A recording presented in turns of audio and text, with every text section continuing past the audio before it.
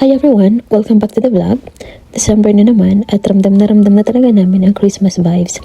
At syempre, dito sa Canmore, ang taon na itinuring na rin naming tahanan, lagi nilang pinaparamdam sa amin kung gaano kahalaga ang bawat pamilya sa community. Tuwing Desyembre, may kakaibang saya ang Canmore. Yung tipong kahit malamig at masnaw sa labas, mainit pa rin ang pakiramdam dahil sa community spirit. Kaya ngayong araw, sumama kayo sa amin sa isang simpleng lakad, pero puno ng pasasalamat. Galing kami sa Coast Hotel na malapit lang talaga sa bahay namin. Doon kasi nakaschedule ang pick up ng mga Christmas gift cards para sa residents. Pagdating namin doon, maayos ang sistema, warm ang welcome at talagang ramdam mo na ibang pagmamalasakit ng taon. At nang nakuha na namin yung gift card, wow! Hindi namin in-expect na aabot ito sa 350 para sa pamilya namin.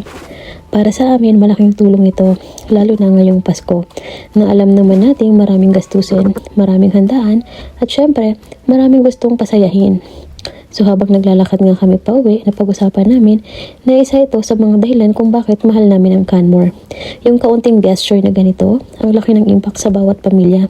Hindi lang ito basta gift card para sa amin. Simbolo ito ng care, kindness, at community love. Kaya sobrang nagpapasalamat kami sa Town of Canmore sa pagbibigay ng ganitong blessing, hindi lang dahil sa amount, pero dahil sa effort nilang iparamdam na hindi ka nag-iisa, na may community na kumakalinga sa'yo, lalo na ngayong holiday season. At ngayong malapit na ang Pasko, mas lalo naming na-appreciate ang simpleng moments na ganito. Magkakasama, masaya, at grateful. So titignan natin, sabay-sabay nating buksan. Ito yung pamasko dito sa town. So, kailangan mong mag-register. Ang registration nila ay nag-start ng November 1 hanggang November 30 lang. Tapos ang bigayan ng card nag-start nung December 8. So ngayon ay December 9. Ngayon yung schedule ng gift card natin. So nakalagay dito, may pa-chocolate sila. Tapos bubuksan natin. Ito yung envelope. And then, tignan natin kung ano ilang gift card ang laman. Tadaan! Ang dami guys! So, bilangin natin. Meron tayo ditong 150. So, 150 na. Another 50. And then another 25. So, we have 250 now. And this one, we have total 300. $25 for Save On by Balbella. So, 25. Meron kaming 350 guys. So, calculate guys, meron tayong mahigit 12,000 pesos na binigay lang ng taon. So bawat family, iba-iba din kasi. So kung single ka, ibang quantity or amount ang ibibigay nila. Tapos kapag family, medyo malaki din. Kapag may baby, mas malaki. So iba-iba ang gift card na binigay nila. So itong Balbella guys, bilihan to ng mga meat. Tapos itong Save On, ito ay mga grocery store. Ito ay grocery store. Pwede tayong mag-grocery dito. And then, itong mga shoppers guys, ito ay mga medicine, mga diaper, milk, pharmacy. So, pharmacy to guys. Naka 350 tayo.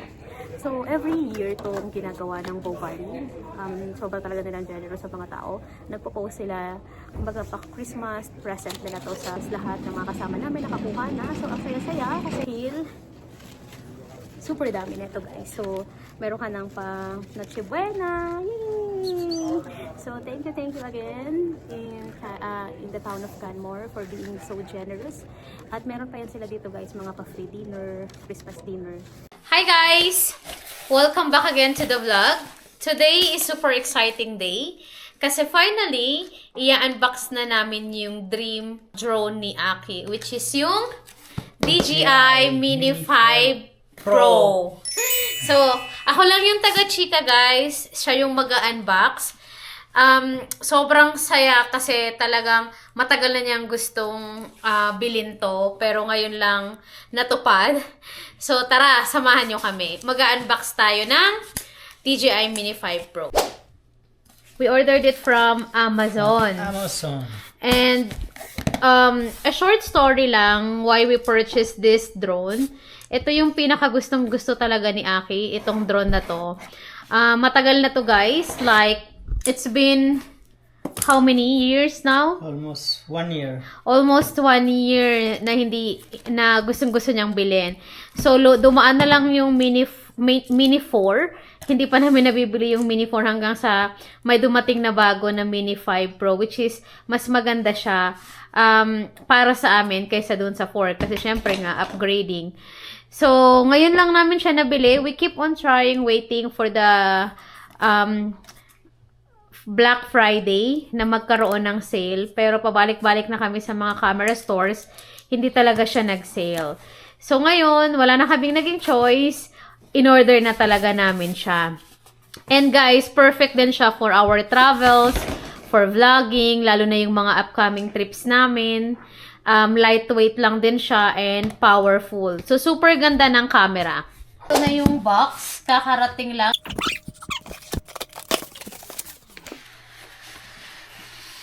Wow! Guys, so ito na siya. Yan.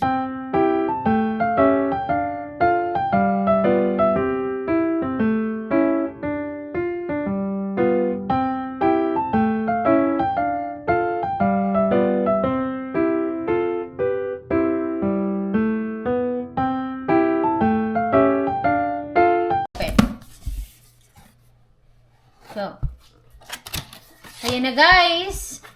This is the moment of truth.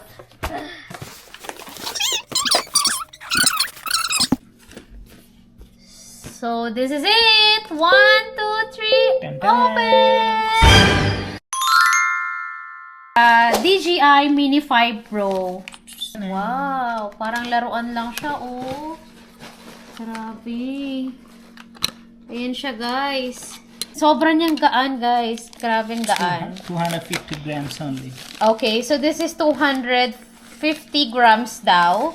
We also have here the DJI RC2. So, yan naman, guys, ay controller but with the LCD, no? Yeah. So, this is the RC2. There is also different kind of controller which is walang LCD. Parang remote lang, manual. Just controller. Just the controller. So, this is a little bit expensive than the normal controller. Eh, gusto ni Aki as a beginner, gusto daw niya ng may LCD na. Kasi that other controller, you can put your phone. Pero para hindi na daw siya ma-hassle, ito na lang guys. So, mga nasa around $200 yung difference nung in-upgrade namin ng ganito. And, we also have a fly battery which is 3 pieces. So, meron na siyang isa ditong battery. Ang dalawa, ito yung extra. And this is also a two-way charging hub, right? Yeah. So, where you can? Yeah. Oh, that's the charging, ano. Pwede mo ditong i-charge. So, this is a two-way charging hub. Ito yung dalawang extra battery. Can you put it out? So, yan guys. Kaya siya medyo a little bit expensive kasi kumuha na din kami ng extra battery para hindi na tayo mag-worry kapag bigla na lang nalobat. And inside this box, meron tayong filter set. Can you open what's that filter set all about? This is the lens, right? This is the extra Filter. parang panglinis ata to ng lens. Hindi ako sure. But Aki already studied about that. Then, meron tayo ditong mga spare propellers. This is the one. Madami siyang extra, guys. I think dito yan nilalagay. Pang extra. In case na magasgasan to. Madami tayong extra dito. We also have a USB-C cable. And yung manual, guys. So, that's inside the box of the Mini 5 Pro Fly More combo with the bag. So, kapag basic lang yung kukunin mo, eto lang. And then, if you want this controller, and then one battery inside, no paper, no bag, only that. Eto na guys, lahat ng laman ng box natin. So, napakita na ni Aki. Hindi na namin maisa-isa guys kung what are the use, purpose, or paano gamitin yung mga yon. So, in-unbox lang natin kasi pare-parehas din kami ditong new beginner. So, gusto ko lang makita. What's your reaction? Are you happy? I'm happy too much. Talagang gustong-gusto niya kasing mabili to. So, we give it to him na. So, ito yung mga yan guys. Aki will open maybe the RC2. Tignan natin. So guys, hindi pala pwede kaming magpalipad niyan dito sa Bow Valley. So Canmore not allowed, Banff not allowed, Kananaskis not allowed. So sana magamit pa namin to sa ibang lugar at ma-explore pa ng bonggang-bongga ni Aki. So yan yun guys. So talagang bagong-bago pa, kailangan pa namin siyang i-set up. And maybe we can also open this one. Yan, guys. Wow! Grabe, ang ganda! Para lang siyang toy. Wow! Happy ka? Yan yung DJI Mini 5 Pro natin. And pwede natin tong madala sa airport. Just make sure lang daw na yung mga batteries ay nakatanggal. And it was in the carry-on bag or in our personal bag items. Huwag lang talagang ilalagay sa check-in bag. Pero yung the rest, yung mismong DJI, the controller, or the RC2, then we can put it in the check-in bag. But let's see kung paano gagawin ni Aki. Sana malaki ang maitutulong nito sa aming bakasyon. Marami kaming makuhang shots, magagandang shots. At syempre, dahil nga new beginning pa lang si Aki, papag-aralan niya muna to ng maigi. Kasi guys, ayaw naman natin na mabangga lang ni Aki ng basta-basta tong kanyang toy.